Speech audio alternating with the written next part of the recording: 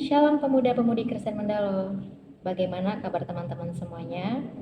Saya berharap dimanapun saat ini kita berada, kita semua dalam keadaan yang sehat, bahkan senantiasa diberkati oleh Tuhan kita Yesus Kristus.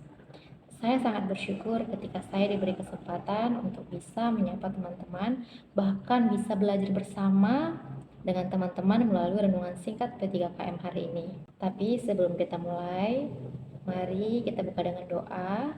Kita minta kekuatan dari Tuhan. Mari kita satukan hati kita berdoa.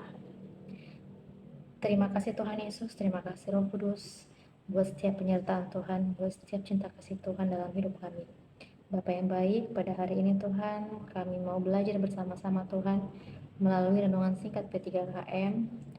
Temanya tentang nolongin bukan ngomongin. Tuhan bimbinglah kami Tuhan, ajarin kami agar kami bisa senantiasa hidup dalam kebenaran firman Tuhan. Tuhan beri kami kekuatan Tuhan agar kami bisa melakukannya di lingkungan kami sehari-hari. Terima kasih Tuhan Yesus yang baik, terima kasih Roh Kudus, haleluya, amin. Oke. Nolongin bukan ngomongin. Sebuah tema yang sangat menarik untuk saya pribadi. Kenapa saya bilang menarik? Karena tema ini sangat dekat dengan kita. Sering sekali hidup bahkan tumbuh dengan subur di lingkungan kita sehari-hari. Nolongin. Apa sih nolongin? Nolongin itu berasal dari kata tolong yang berarti bantu. Berarti kita membantu orang lain yang dalam kesusahan, membantu meringankan bebannya, membantu meringankan permasalahannya. Membantu itu ada banyak jenisnya. Itu bisa berupa tenaga, bisa berupa waktu, atau bahkan bisa berupa materi. Sedangkan ngomongin itu berasal dari kata ngomong, berbicara. Berarti kita membicarakan kepada orang lain. Ngomongin di sini itu konteksnya negatif. Yang biasa kita kenal itu dengan kata gosip, gibah. Nah, tema kita kan nolongin, bukan ngomongin. Berarti kita diminta untuk menolong, bukan ngomongin. Bukan malah membicarakan orang lain. Nah, jika teman-teman tahu ada teman kita yang sedang dalam kesusahan dan butuh pertolongan, apa yang akan kita lakukan? Dari antara 3 jenis bantuan atau pertolongan yang bisa kita berikan, yang sudah saya sebutkan tadi, itu ada berupa tenaga, berupa waktu, ataupun materi, mana yang akan kita lakukan? Sering sekali, atau bahkan mungkin saya pribadi, sering sekali mengesampingkan ketiga hal yang tadi. Bahkan mungkin kita sering lari jalur. Kita nggak bisa menolong atau memberikan bantuan, tapi kita malah cenderung menambah kesusahannya. Loh, kok bisa sih nggak dikasih bantuan, kita malah menambah? Terkadang, kita menambah beban seseorang di saat kita hanya ingin tahu dia kenapa. Dan di saat kita sudah tahu, kita malah menjadikan permasalahannya menjadi gosip atau menjadi obrolan di antara teman-teman yang lain. Ada nggak sih anak P3KM yang pernah mengalami itu? Di saat kita sedang susah nih, kita murung, kita lesu, kita diam aja di kamar, berharap ditanya sama teman-teman yang lain. Pas sudah ditanya, bukannya dibantuin, tapi kita malah digosipin sama teman-teman yang lain. Bukankah itu kita menambah bebannya? Atau ada juga yang begini, kita tahu kalau teman kita di pengurus itu sedang kesusahan. Kita sebut saja namanya si Kasih. Si Kasih ini dari divisi kerohanian. Dia baru pertama kali menjadi pengurus harian. Si Kasih ini sering kewalahan mencari petugas ibadah. Nah, si Damai tahu kalau si Kasih ini sering kesusahan. Terus si Damai yang punya pengalaman 3 tahun di divisi minat bakat di P3KM, dia mau nih bantuin si kasih. Tapi setelah dia bantuin si kasih, dia malah membicarakan kesusahan si kasih ke teman-teman divisi yang lain, ke teman-teman pengurus yang lain. Dia bilang, lihat tuh si kasih, kalau nggak ada aku, mungkin ibadah minggu ini tuh nggak bisa berjalan. Untung aku bantuin dia. Nah, dari kedua cerita ilustrasi tadi, di manakah posisi kita? Apakah kita hanya mau tahu masalah orang lain untuk menjadikannya bahan gosip? Atau kita senang membantu orang lain, tapi agar kita mendapatkan pujian? Apakah menurut teman-teman yang dilakukan Damai itu benar? Iya, memang tindakan Damai tidak sepenuhnya salah, juga tidak patut untuk kita contoh.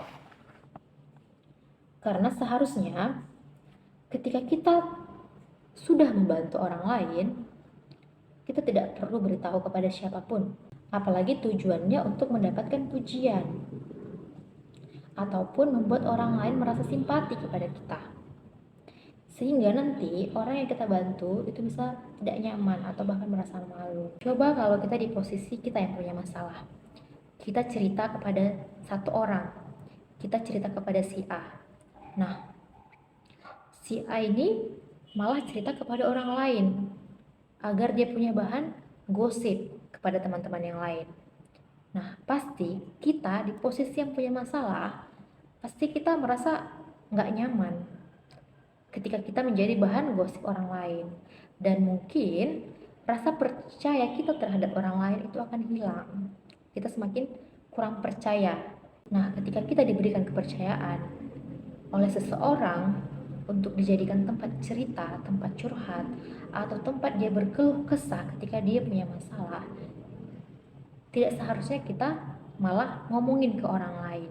Dan siapapun yang ada masalah, kita harus nolongin. Karena itu merupakan salah satu bukti kalau kita saling mengasihi sesama umat manusia. Kalau kita nggak bisa nolongin secara materi, kita bisa nolongin secara tenaga. Kita nggak bisa memberikan tenaga kita bisa memberikan waktu kita. Kita bisa mendengarkan dia, kita bisa saling bertukar pikiran dengan dia, sehingga beban yang dia rasakan atau kesusahan yang dia alami itu sedikit berkurang. Jadi teman-teman, di saat kita berhasil menolong orang lain, kita nggak boleh memamerkan kepada siapapun. Kita nggak boleh membicarakan kepada siapapun, apalagi untuk mendapatkan pujian atau apresiasi. Karena Tuhan sendiri yang mengajarkan kepada kita untuk saling tolong-menolong. Karena tolong-menolong itu adalah salah satu cara menunjukkan bahwa kita saling mengasihi sesama umat manusia. Karena Tuhan itu mengasihi kita semua, mengasihi aku, mengasihi kamu, mengasihi kita semua tanpa terkecuali. Dan untuk ayat penguat kita di renungan singkat P3KM hari ini, itu diambil dari 1 Yohanes 3 ayat 18. Berkata, anak-anakku, marilah kita mengasihi bukan dengan perkataan atau dengan lidah, tetapi dengan perbuatan dan dalam kebenaran. Nah, di sini kan berarti Tuhan mengajak kita untuk mengasihi. Mengasihi itu berarti banyak caranya. Dengan kita menolong orang lain, itu juga kita mengasihi dia. Nah, bukan dengan perkataan, berarti bukan hanya dengan omongan. Tuhan mau kita anak-anaknya menolong orang lain dengan tindakan, dengan perbuatan, dan dalam kebenaran. Nah, dalam kebenaran ini berarti kita memang harus menolong orang lain, tapi kita juga harus pilih-pilih bentuk pertolongannya. Misalnya, nggak mungkin dong kita nolongin pencuri untuk mencuri, itu berarti kita bukan nolongin, gitu kan? Berarti dalam kebenaran. Dalam kebenaran di saat dia susah, dia butuh bantuan, kita tolong. Tapi kita juga harus melihat pertolongan apa yang bisa kita berikan, gitu kan? Bukan pertolongan yang menjadikan dia menjadi jauh dari Tuhan, bukan. Nah, mulai hari ini kita diminta untuk nolongin bukan ngomongin. Berarti kita harus saling tolong menolong tanpa pilih-pilih. Karena tolong menolong itu merupakan salah satu bentuk bahwa kita mengasihi sesama umat manusia. Tuhan sendiri yang mengajarkan kita agar senantiasa mengasihi siapapun. Mari kita minta kekuatan dari Tuhan untuk terus hidup di dalam kebenaran firman-Nya, menjadi pemuda-pemudi Kristen yang selalu mengasihi seperti Tuhan Yesus telah dahulu mengasihi kita. Mari selalu hidup dalam kebenaran firman Tuhan, jadi pemuda-pemudi yang selalu mengasihi di antara umat manusia, menjadi wadah yang mengasihi siapapun, menjadi pemuda yang mengasihi siapapun di sekitar kita. Kita nggak boleh pilih-pilih, bahkan kita nggak boleh pamerkan kepada siapapun di saat kita telah berhasil menolong orang lain. Semoga kita selalu hidup dalam kebenaran firman Tuhan dan menjadi anak-anak kesayangan Tuhan dimanapun kita berada. Sekian renungan singkat P3KM hari ini. Mari kita satukan hati kita. Terima kasih Tuhan Yesus, terima kasih Roh Kudus buat setiap pertolongan Tuhan dalam hidup kami. Tuhan, kami sudah selesai belajar bersama-sama Tuhan tentang nolongin bukan ngomongin. Biarlah Tuhan mulai hari ini kami bisa menolong orang-orang di sekitar kami Tuhan tanpa pilih-pilih. Biarlah Tuhan setelah kami berhasil menolongin orang, kami tidak pamerkan kepada siapapun Tuhan. Biarlah Tuhan renungan singkat hari ini bisa kami terapkan dalam kehidupan kami sehari-hari. Terima kasih Yesus yang baik, terima kasih Roh Kudus, haleluya, amin. Sekian renungan singkat P3KM hari ini.